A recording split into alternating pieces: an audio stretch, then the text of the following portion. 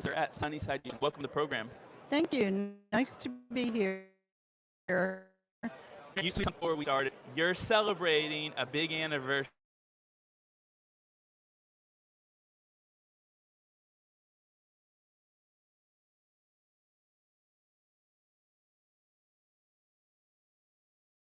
Small nursing home and loved being there, but saw a lot of things that kind of in career about almost 50 years ago. So it's been a long time I've been doing this, and media for a while, and then all of a sudden I found out long-term care about 30 years ago.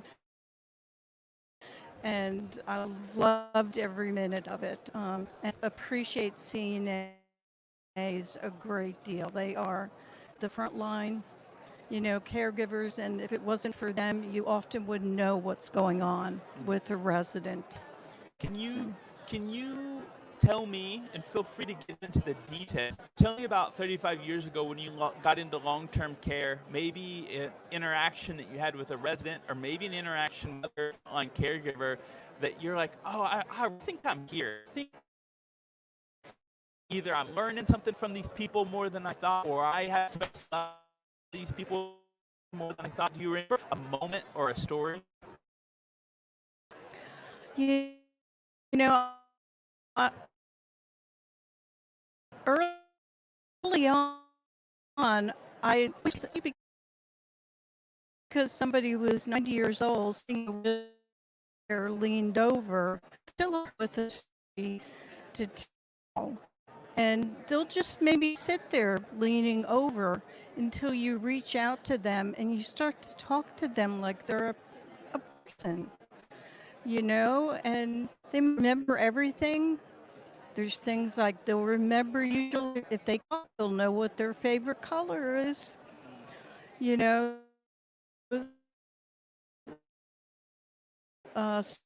Some generations, so it really, I'm passionate about person-centered care and look at individuals. And I've done a lot of very individual things with residents over the years to make their life worth living so that they feel like they're still alive in a and when you're a leader, if you set that example for CNAs, we begin to do and emulate those same things to residents, like they are people, not just that task for somebody. And it makes their job a heck of a lot, more interesting. Fans all the time and do what you do. And this is like for this, how did you do, and waving your hands? And we reached out to different family members and friends. And one day a friend came in and they looked at her and they said, she's weaving the machine. She used to work on me for 10 years. That opened up a whole, lieu of conversations. From that point on, the CNAs talked to her about the weaving, operating with CNAs and giving them tools and finding them information. Like, it's how you keep them and you make them passionate about what they're for. They'll have surprises. I have brought in residents rooms that I have gotten a big smile. Nobody surprised and being hopeful. The friend used to like a hug, all those kind of things we still like now. Those when basic we're young.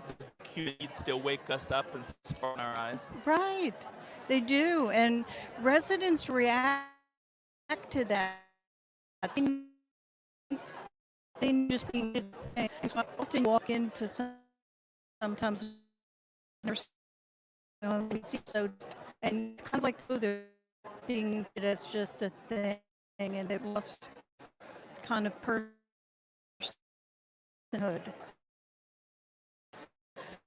So like the community now in council meeting last, and that's your residents bring them.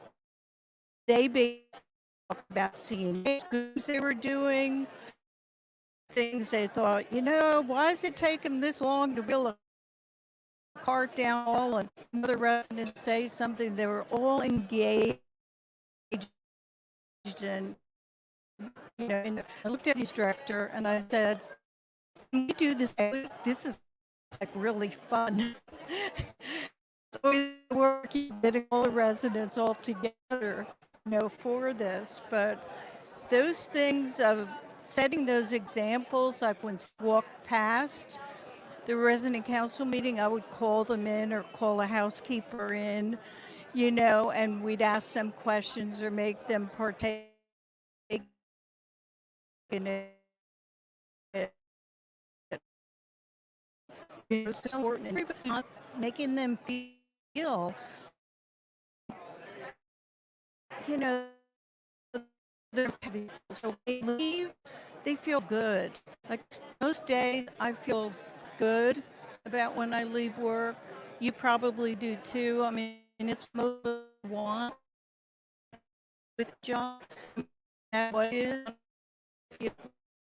we're beneficial, and that too. That residents is hard for them to feel beneficial, but they still can feel that way. With talking and things like that. So, I go on and on, Peter, about these things. Karen, I heard the group, the person, Paula, that you were passionate about a new CNA program that you had inspired the organization to apply for. Can you tell me a little bit, before you about the history, tell me about the goals, what does perfection look like for you? Most workers, at least half of it, or about 40%. In Virginia, the Board of Nursing has great statistical reports that you how many CNAs are in the state license to advanced nurse aides. And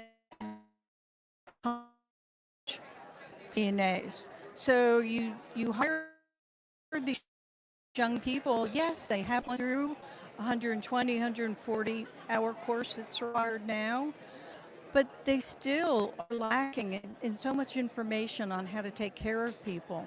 So there's a real need to take but nurses usually can't. And many nurses have not been CNA. It's a whole other subject. I mean, just think nursing school should require, before you get into nursing school, become a CNA. Some states do that. So whenever I get a chance to open my mouth up about that, I do. But I love the idea. I became a CNA. I was fortunate enough that I kind of had that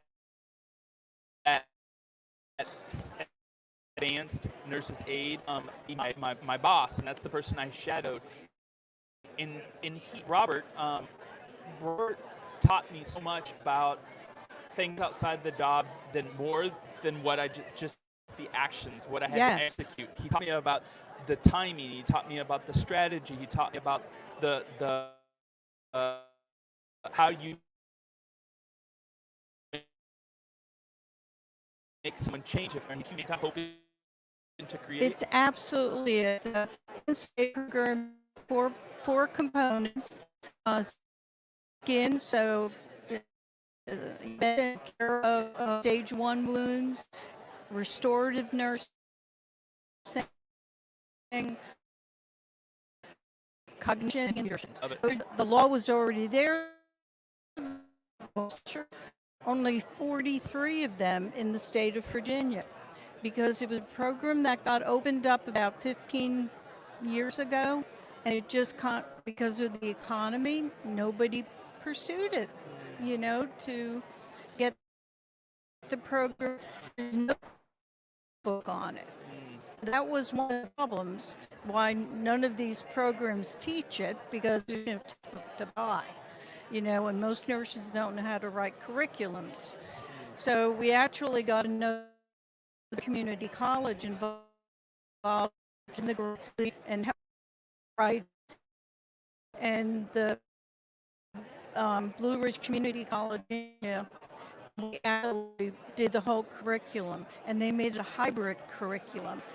So it's much more interesting with online stuff,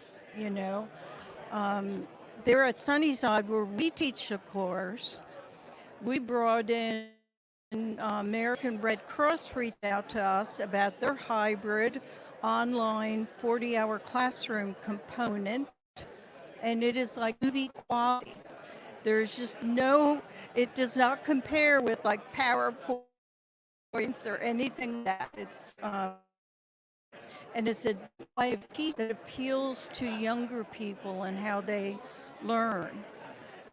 And they can do it at home at midnight or when they're online and do the course. So that's how now honey use that, and then we teach the clinical and the skills, in the building. My next question is to wrap up, and I'll phrase it in two different ways, and you take whichever way. What's your favorite part of the job? Or as you're getting closer to retirement, what's the part of the job that you're going to miss the most? Well, my favorite part of the job, and whenever I learn a lot over it, is all I got to do is go in the dining room or go in a room and feed somebody a meal. And that's what I kind of plan on doing. I'm going to sit here at this building or a building close to me and go at mealtime and help feed people. I just get a lot of enjoyment of talking to somebody and taking time with them, eating a meal. And it's always nice when the food is good for a resident. I have to say, their food is really good. So I love it. I also think that food is my favorite part of the day, working as a CNA, and figuring out unique ways to stimulate the person to stay healthy through food, whether it be through touch or word of occur. And if you're down there, you're going to be burnt out, because I think you could do that till you're 130 years old. Thank you for joining us, Heroes. It's a pleasure. Hopefully I'll see you next year back at LeadingAge.